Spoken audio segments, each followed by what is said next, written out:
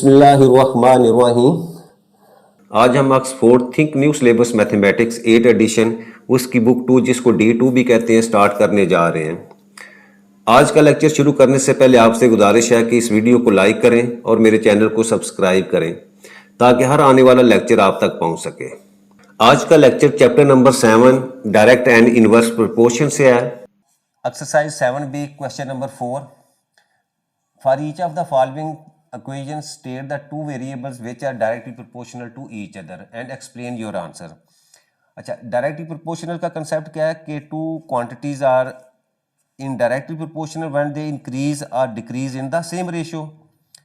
या दूसरे लफ्ज़ों में हम कह सकते हैं कि अगर y जो है वो डायरेक्टली प्रोपोर्शनल x है तो इसको हम लिख सकते हैं कि y is equal to kx, और यहाँ से y over x is equal to k।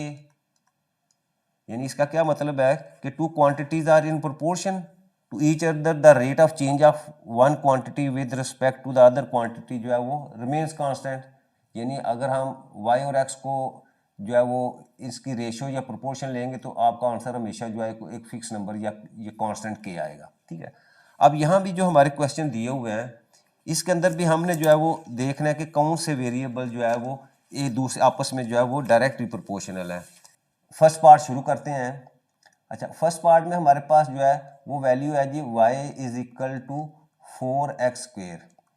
अच्छा, अब देखें मैं यहाँ इसको लिख सकता हूँ y over x square that is equal to 4।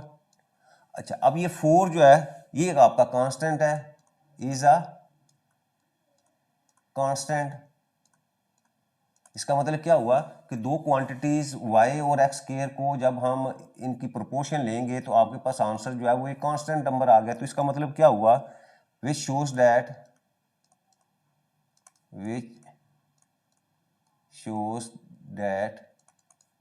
y and x square, यानी आपके पास ये वाली वैल्यू और नीचे वाली x स्क्वायर वैल्यू जो है are directly proportional to each other. क्योंकि यही वो चीज बता रहा था कि कौन से वेरिएबल आपस में जो है डायरेक्टली प्रोपोर्शनल है। क्यों है, y और x के आपस में डायरेक्टली प्रोपोर्शनल है, और रीजन उसकी वजह है कि क्योंकि जब हम उनका रेट या रेशियो लेते हैं तो आपके पास जो है वो एक कांस्टेंट नंबर जो है वो 4 आ रहा है। ठीक है, इसलिए जो है वो दोनों आपस में जो है वो डायरेक्टली प्रोपोर्शनल है। इसी तरह बी पार्ट देखें। बी पार्ट में हमारे पास वैल्यू है जी y is equal to 3 square root of x। अब ठीक है, अब मैं यहाँ लिख सकता हूँ कि सिंस, ठीक है, तो यहाँ से y over square root of x जो है डेट इज इक्वल टू 3, और 3 इज अ कांस्टेंट। यानी इन दोनों की रेशियो या इन दोनों की प्रोपोर्शन जो है y over square root of x जो है वो आपके पास जो है ये कांस्टेंट नंबर 3 आया। तो इसका मतलब क्या हुआ कि इट मीन्स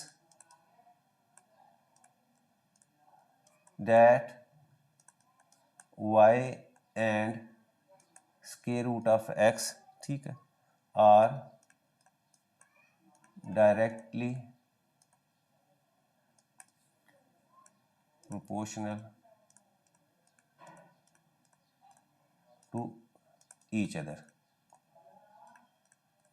यानी अगेन आपके पास इन दोनों की रेशियो जो है या वो आपके पास एक कांस्टेंट नंबर है, तो इसका मतलब आपकी y और स्क्वायर रूट ऑफ x जो है वो डायरेक्टली प्रोपोर्शनल है।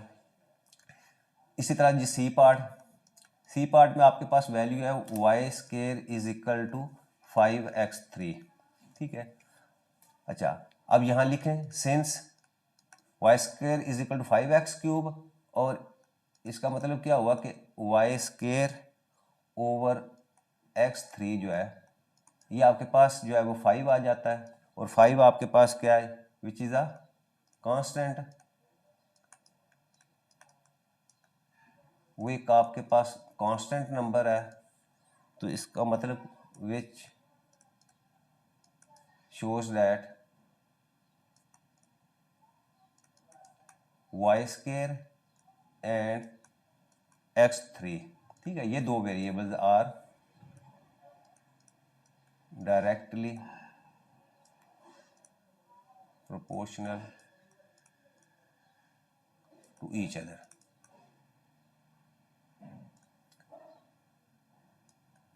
लास्ट पार्ट डी, अगेन यहाँ आपके पास सिंस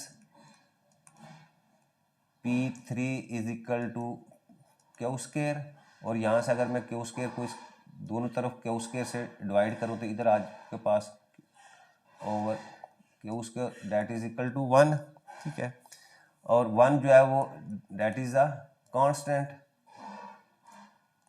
तो इसका मतलब क्या हुआ, विच implies that